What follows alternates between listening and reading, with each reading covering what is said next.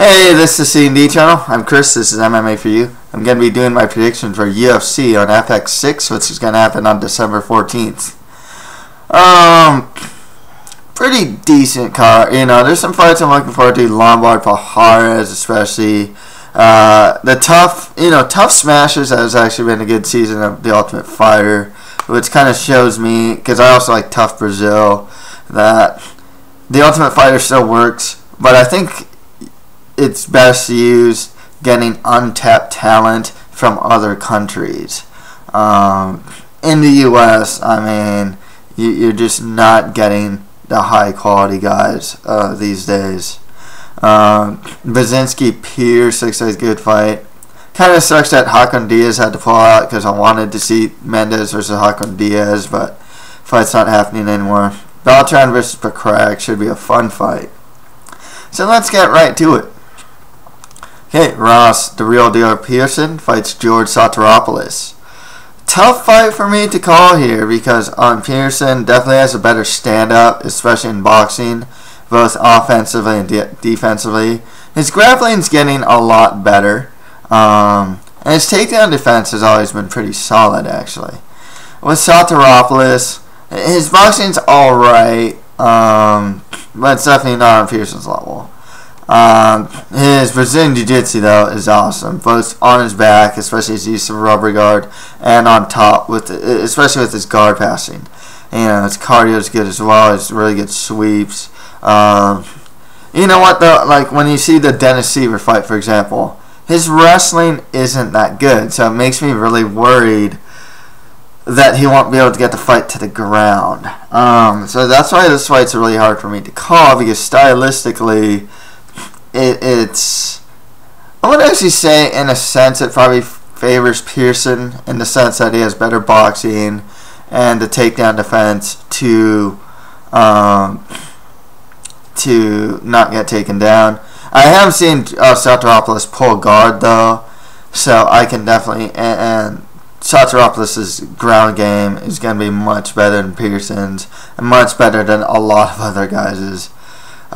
Age-wise, Pearson's 28, Sotiropoulos is 35. Really tough fight for me to call. It's so hard for me to call. You know what? I'm going to go with Sotiropoulos here. I think that he'll be able to pull guard. Luckily, Pearson's not like a power puncher. Sotiropoulos did lose to Rafael Dos Anjos and is getting dropped repeatedly by Seaver. Pearson's never, like I said, never come off like a power puncher, but he does have the better boxing nonetheless. So I don't think he'll be able to drop Sotiropoulos. I think Sotiropoulos might pull guard, get rubber guard, and be able to sweep from there or just attack from his back. So I got Sotiropoulos winning that one, but it's actually a pretty close fight for me. And next fight after that, other fight that has a stylistically different as Hector Lombard fights Rousimar Toquinho Palhares.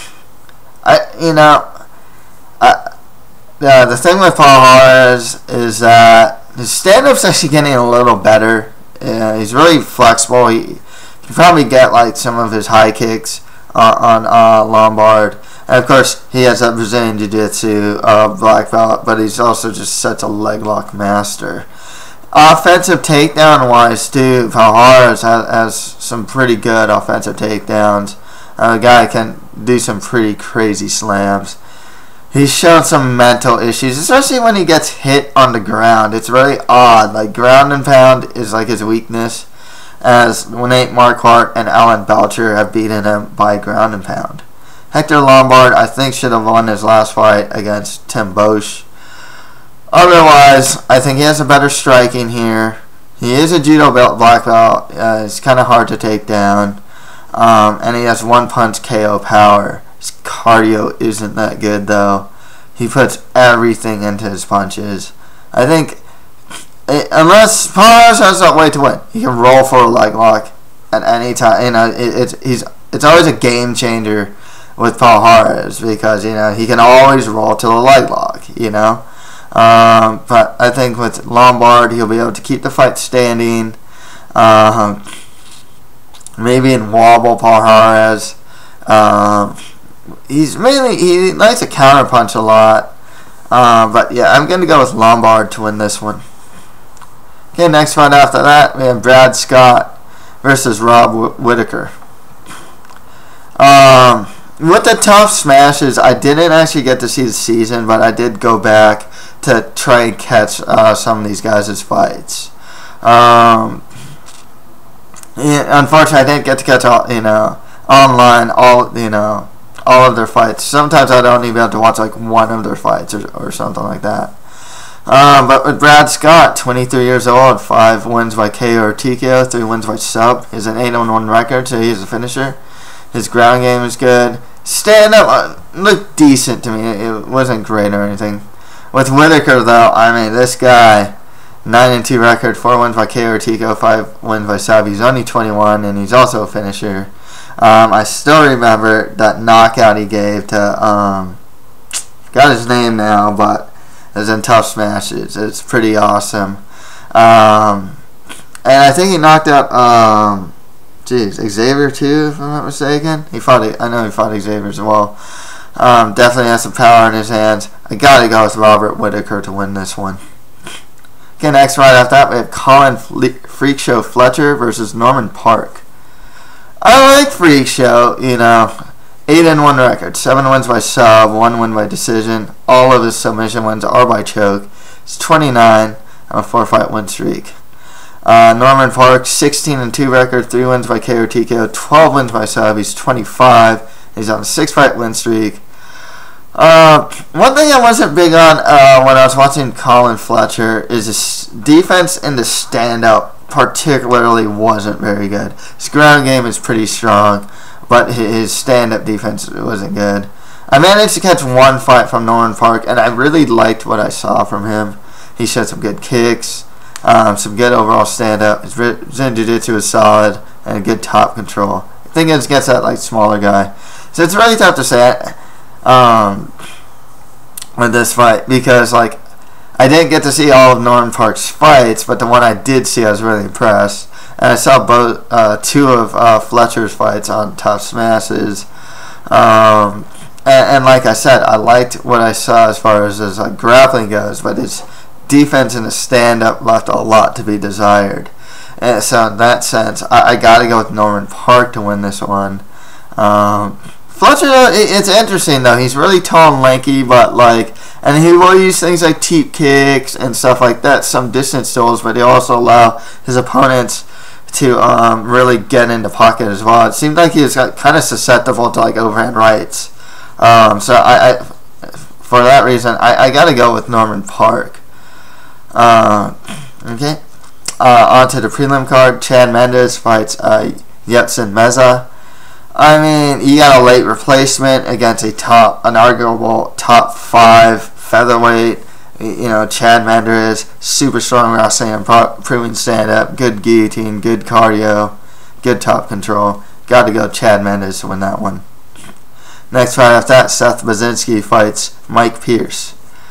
Baczynski, he's been on a roll lately. 6-fight win streak, trains at Power Team MMA. He's a huge welterweight. He's 6'3", really tall.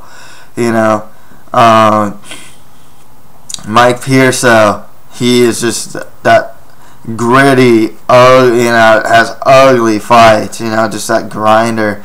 If he, in the stand-up, he has some power. He showed that again in his last fight against Aaron Simpson. But if he wants to just take the fight against the cage, do some dirty boxing against the cage, make the fight boring, make the fight ugly, he'll do that too.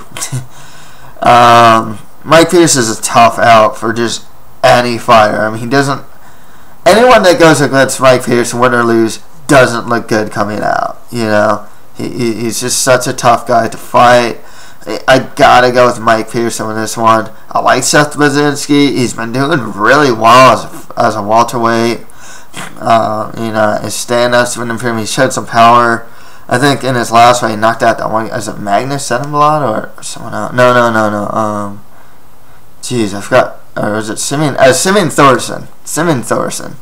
And knocked out Simeon Thorson just out of nowhere, you know. But, you know, I gotta go with Mike Pierce. He's gonna make the fight ugly.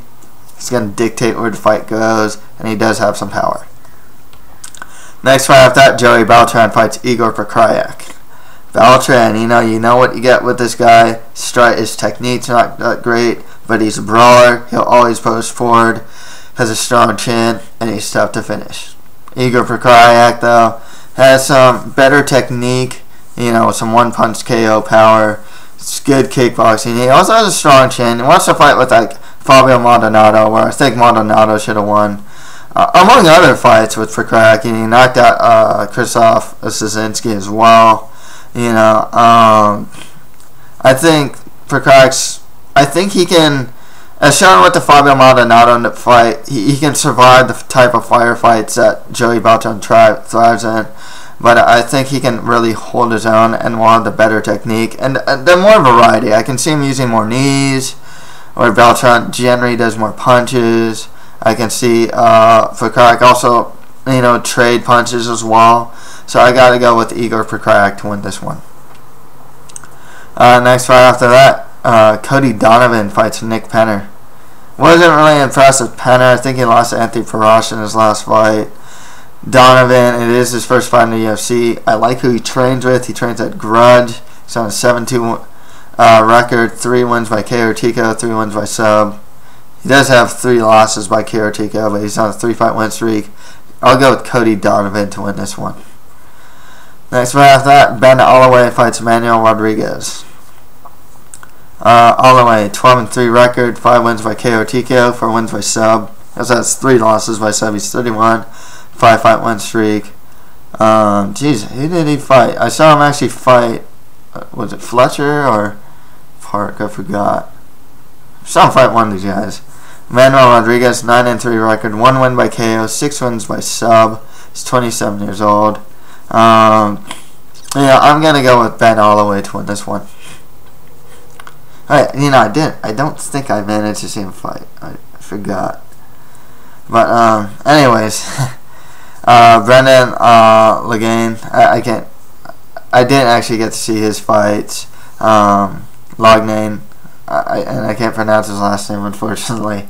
Fights Mike Wilkinson. Both are undefeated. Brendan has 5-0 undefeated record with 2 wins by KO or TKO, 2 wins by sub. With Wilkinson, 7-0 undefeated record, 2 wins by KO or TKO, 5 wins by sub. He's 25 years old. I saw Wilkinson's fight pretty recently, actually right before I did this show. You know, he was pinned up against the cage, managed to take his opponent's back, sunk into rear naked choke. Liked what I saw from his grappling. I'll go with Mike Wilkinson to win this one. Okay, that's pretty much it for my prediction for UFC on FX6. If you have any comments, just leave them below. And that's it for MMA for you. Thank you guys very much.